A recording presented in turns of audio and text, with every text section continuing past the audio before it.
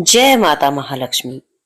माता महालक्ष्मी की कृपा सदैव सदैव आप पर और आपके परिवार पर हमेशा बनी रहे। प्यारे भक्तों, आज हम सुनेंगे मार्गशीर्ष में माता महालक्ष्मी की व्रत कथा।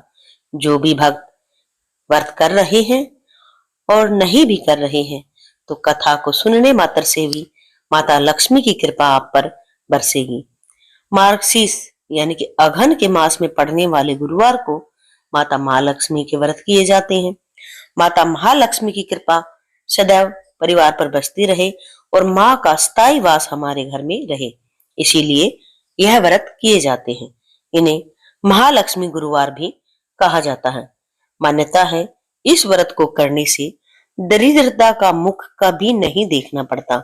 सदैव माँ लक्ष्मी कृपा लुटाती रहती हैं। इस व्रत को करने के लिए सबसे पहले ही तैयारी कर ली जाती है। पूजा विधि हमने पहले ही अपलोड कर रखी है, आप वहां से देख सकते हैं। और आइए आज हम सुन रहे हैं माता महालक्ष्मी की व्रत कथा। आप सभी से विनती है प्यारे भक्तों, कथा को पूरा सुनिएगा। माता महालक्ष्मी की अगर आपको कृपा पानी है तो कथा को पूरा सुनिएगा। आइए सुन लेते हैं माता महालक्ष्मी की व्रत कथा। चैनल को सब्सक्राइब जरूर कर लें पूजा पाठ की वीडियो पाने के लिए। भारतवर्ष के सौराष्ट्र देश में द्वापर युग की कहानी हुई। सौराष्ट्र में उस समय भद्रसर्वा नाम के राजा थे। वे बड़े पराक्रमी राजा थे। उनकी रानी का नाम सूरत चंद्रिका था। रानी दिखने में बहुत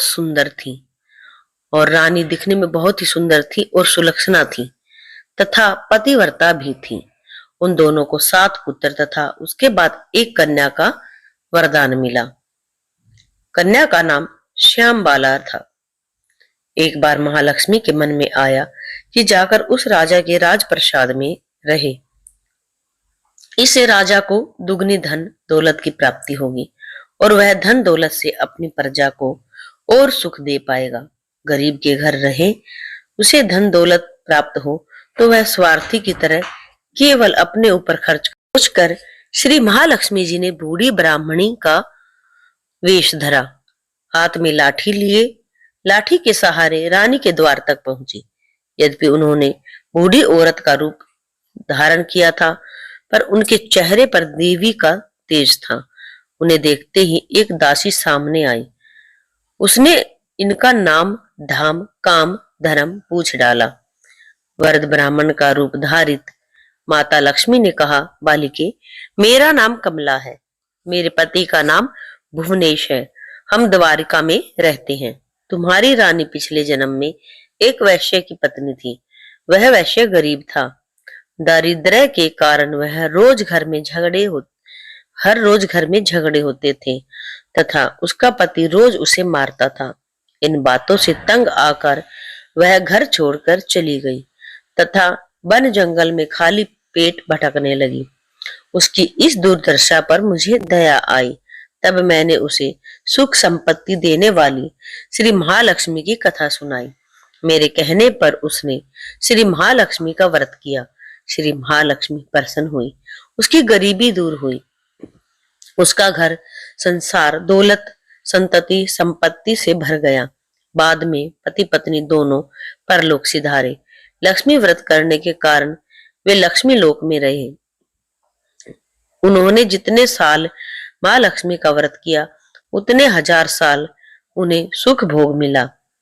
इस जन्म में उसका जन्म राजघराने में हुआ है, परंतु वह श्री महालक्ष्मी का व्रत करना भूल गई है। उसे यह याद दिलाने मैं यहाँ आई हूँ।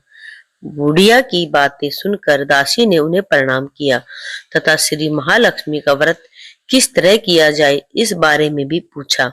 बुढ़िया रूप धारण किए हुए श्री महालक्ष्मी माता ने दासी को पूजा की विधि तथा महिमा बताई। इसके बाद वह दासी माता को प्रणाम कर रानी को बताने अंदर चली गई। राजवैभव में रहते हुए रानी को अपने ऐश्वर्य का बहुत घमंड हुआ था। संपत्ति तथा अधिकार की वजह से वह उन्मत्त हो गई थी।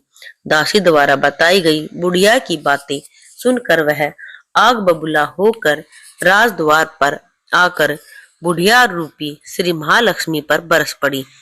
उसे यह मालूम नहीं था कि श्री महालक्ष्मी माता बुढ़िया का रूप धारण किए द्वार तक आई हैं, परंतु रानी का इस कदर रुख बर्ताव तथा अपना अनादर देखकर माता ने वहां ठहरना ठीक न समझा। वे वहां से चल पड़ी।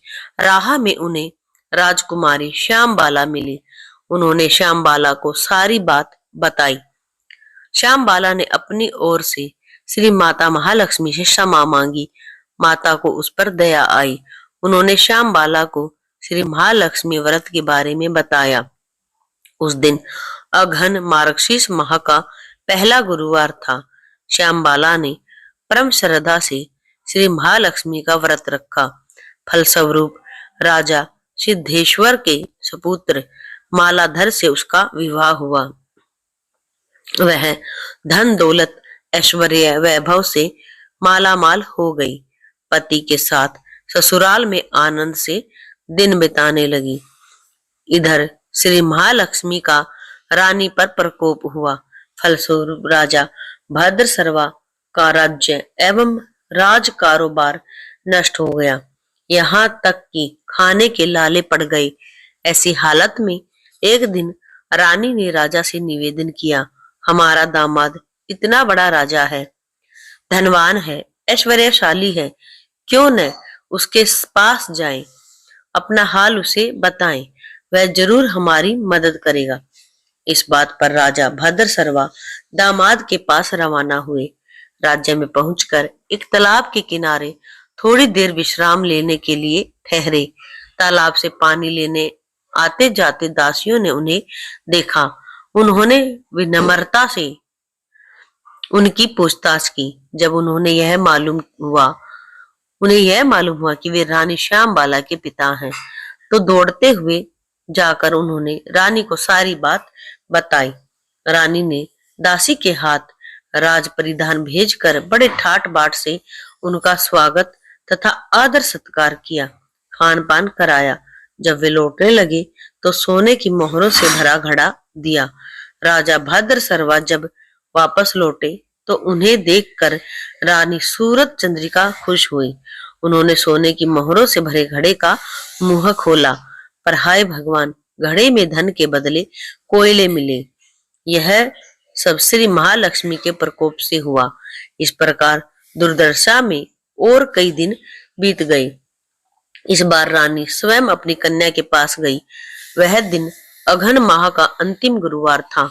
श्यामबाला ने श्री महालक्ष्मी का व्रत किया, पूजा की, अपनी माता से भी व्रत कराया। इसके बाद रानी अपने घर आई। श्री महालक्ष्मी का व्रत रखने पर उसे फिर से अपना राजपाट, धन दौलत, ऐश्वर्य प्राप्त हुआ। वह फिर से सुख शांति आनंद में जीवन बिताने लगी। कुछ दिनों बाद राजकन्या श्यामबाला अपने पिता के घर आई। उसे अपने घर देखकर सूरज चंद्रिका को पुरानी बातें याद आई। यही कि श्यामबाला ने अपने पिता को घड़ा भर कोयला दिया था और उसे तो कुछ भी नहीं दिया था। इसी कारण श्यामबाला को पिता के घर आने पर उसका कोई आदर आतिथ्य नहीं हुआ, बल्कि अनादर हुआ। पर उसने इस बात का बुरा नहीं माना। अपने घर लौटते समय उसने पिता के घर से थोड़ा नमक ले लिया। आने पर और घर लौटने पर उसके पति ने पूछा, अपने मायके से क्या लाई हो? वहां का सार लाई हूं, उसने जवाब दिया। पति ने पूछा, इसका क्या मतलब हुआ? श्यामबाला ने कहा, थोड़ा धीरज रखें, सब मालूम हो जाएगा। उस दिन श्यामबाला ने सारा भोजन बनाया और नमक नहीं डाला और परोसा। पति ने खाना चखा। सारा खाना नमक के बिना था, इसीलिए स्वाद नहीं आया। फिर श्यामबाला ने थाली में नमक रखा। इससे सारा भोजन स्वादिष्ट लगने लगा। तब श्यामबाला ने पति से कहा, यही है वह मायके से लाया हुआ सार। पति को उसकी बात सही लगी। फिर वह दोनों हंसी मजाक करते हुए भोजन करने लगे। कहा गया है कि इस तरह जो कोई श्रद्धा भाव से श्री माता महालक्ष्मी की पूजा कर उसे माता की कृपा पूरा करती है, माता की कृपा प्राप्त होती है, सुख संपत्ति शांति प्राप्त होती है, सभी मनोकामनाएं पूरी होती हैं। परंतु यह सब प्राप्त होने पर माता की पूजा को भूलना नहीं चाहिए। हर गुरुवार को व्रत पाठ अवश्य करना चाहिए। इस तरह श्री महालक्ष्मी की महिमा भक्तों की मनोकामना पूरी करती है। जय माता महालक्ष्मी। आइए सुनते हैं साथ ही एक और दूसरी कहानी, मार्गशीर्ष माह के महालक्ष्मी की दूसरी कथा। एक गांव में एक गरीब ब्राह्मण रहता था। वह नित्य रूप से जगत के पालनहार विष्णु भगवान की आराधना करता था। उसकी पूजा भक्ति से प्रसन्न होकर उसे भगवान श्री विष्णु ने दर्शन दिए और ब्राह्मण से वर मांगने के लिए कहा। तब ब्राह्मण ने लक्ष्मी जी का निवास अपने घर में होने की इच्छा जाहिर की। तब श्री विष्णु ने लक्ष्मी जी की प्राप्ति का मार्ग बताया। उन्होंने बताया कि मंदिर के सामने एक स्त्री आती है जो यहाँ आकर उपले थापती है। तुम उसे अपने घर आने का आमंत्रण देना, वही देवी लक्ष्मी है। विष्णु जी ने ब्राह्मण से कहा, जब धन की देवी माँ लक्ष्मी के तुम्हारे घर पधारेंगी, जब धन की देवी माँ लक्ष्मी तुम्हारे घर पधारेंगी तो तुम्हारा घर धन और धान्य से भर जाएगा। यह कहकर श्री विष्णु जी चले गए। अगले दिन वह सुबह ही मंदिर के सामने बैठ गया। लक्ष्मी जी उपले थापने के लिए आई तो ब्राह्मण ने उनसे अपने घर आने का निवेदन किया। ब्राह्मण की बात सुनकर लक्ष्मी जी समझ गई कि यह सब विष्णु के कहने से हुआ है। लक्ष्मी जी ने ब्राह्मण से कहा कि यदि मैं चलूं तो तुम्हारे घर, लेकिन इसके लिए पहले तुम्हें महालक्ष्मी व्रत करना होगा। 16 दिनों तक व्रत करने और 16वें दिन रात्रि को चंद्रमा को अर्घ देने से तुम्हारा मनोरथ पूर्ण होगा। ब्राह्मण ने देवी के कहे अनुसार व्रत और पूजन किया और देवी को उत्तर दिशा की ओर मुंह करके पुकारा।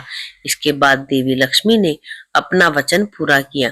मान्यता है कि उसी दिन से इस व्रत की परंपरा शुरू हुई। प्यारे भक्तों, ये थी मार्गशीर्ष माह के महालक्ष्मी व्रत की कथा। गुरुवार को माता महालक्ष्मी के व्रत की कथा सुनने वाला कभी दरिद्र नहीं रहता, हमेशा उसके घर अन्न धन के भंडारे भरे रहते हैं। कथा अगर आपको अच्छी लगी हो तो प्लीज कथा को शेयर करें और कमेंट में जय माता महालक्ष्मी आप जरूर लिखें।